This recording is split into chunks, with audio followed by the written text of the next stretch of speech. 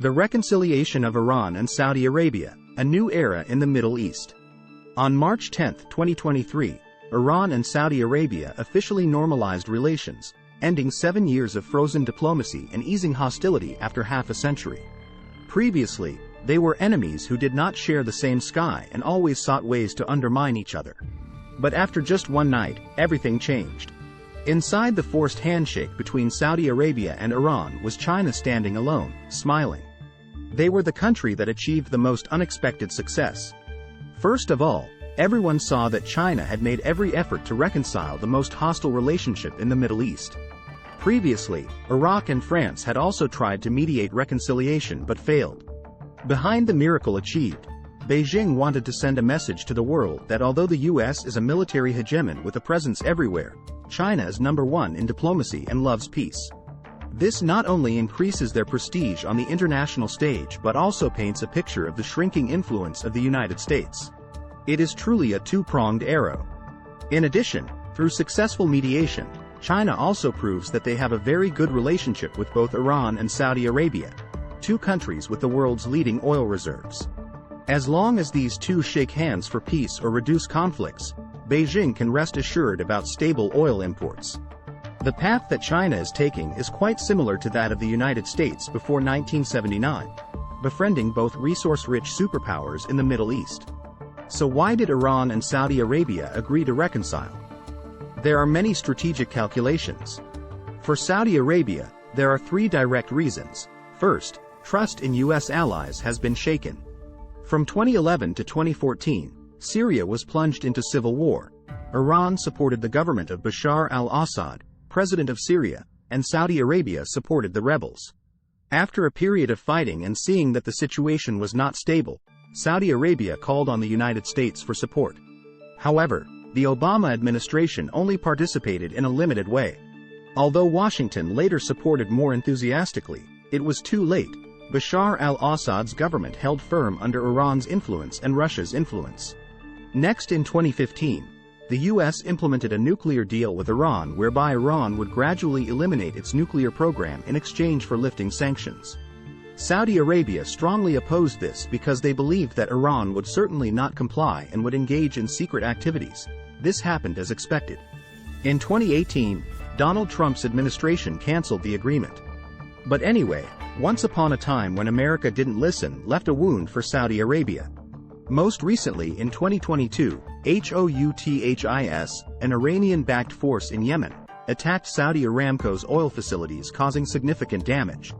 This is the second time since 2019. Saudi Arabia felt its oil security was seriously threatened and has always hoped that the United States would act decisively to protect its allies. However, Biden's administration was still busy with war in Ukraine, so interest was limited to sharing sadness. Finally, from 2020 to 2022, one of Washington's foreign policy advisory organizations called America's New Intervention Initiative regularly argued that U.S. interests in the Middle East are very limited with costly wars, so they should promote troop withdrawal from region. Of course Washington do it, but eventually Saudi Arabia still felt uneasy. For those reasons they moved towards reconciliation with Iran to avoid conflicts, through which they also wanted to send a message to America. You need to care about us more. Secondly, Saudi Arabia's priority in the next decade is to diversify its economy to reduce dependence on oil. This is reflected in Vision 2030 with a series of ambitious projects worth over $1 trillion. To carry out such a dramatic transformation, they must have stability, and reconciliation with Iran is necessary. Thirdly, over more than a decade, China has gradually replaced America as Saudi Arabia's largest trading partner. Agreeing to reconcile under Beijing's mediation will strengthen relations between the two sides. One is receiving more capital for economic restructuring. Two is having an additional shield against being isolated by Western countries. Iran sees China as a savior in trade, accounting for about 30%, so if they want to provoke Saudi Arabia, they must also respect Beijing somewhat.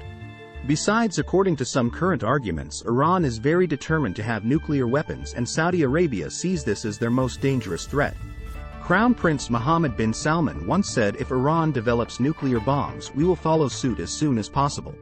So this handshake could be a way for Saudi Arabia to postpone war in order to create breathing space to implement secret plans. There is an argument to prove this. While reconciling with Iran, they are also simultaneous negotiate normalization with Israel along with requesting U.S. assistance on uranium enrichment technology. It is difficult to predict, but any possibility can happen.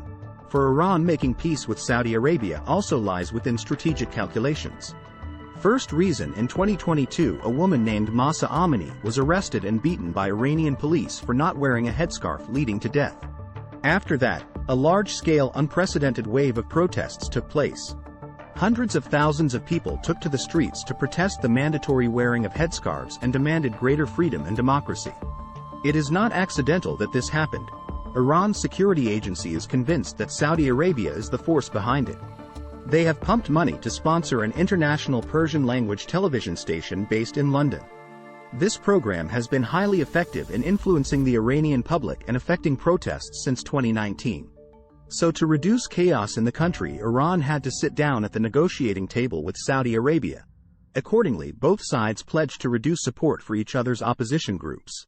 Secondly, the reconciliation agreement has strategic value in preventing security cooperation between Saudi Arabia and Israel in the future.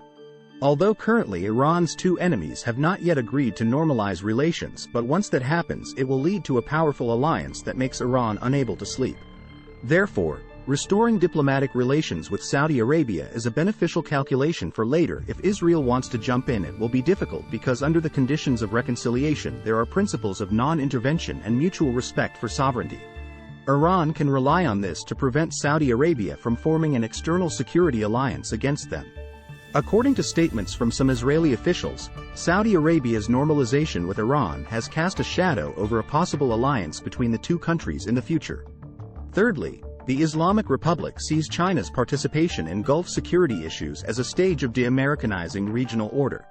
They believe that the increased presence of outside powers will weaken US-led security structures. Evidence for this is naval exercises with China and Russia have contributed to limiting US freedom of action. Fourthly, Iran knows that their advantage in drones and high-tech missiles will not last forever. Because Saudi Arabia is developing its own missile and drone technology with China's support while cooperating with the US to have better missile defense and anti-drone capabilities, so Iran's advantage will eventually end. An agreement with Saudi Arabia now is a necessary solution. They will spend their free time researching new superior technology before they can fight again or keep the status quo as committed in reconciliation. Finally, Iran's economy is in serious crisis with an inflation rate of 55%. They need to reduce conflicts to cooperate with other countries in the region and the world. If they cannot help their people eat well, then sooner or later the regime will collapse. So like Saudi Arabia, Iran must stabilize internally first, then calculate further. The video ends here. Thank you for liking it. Goodbye and see you again.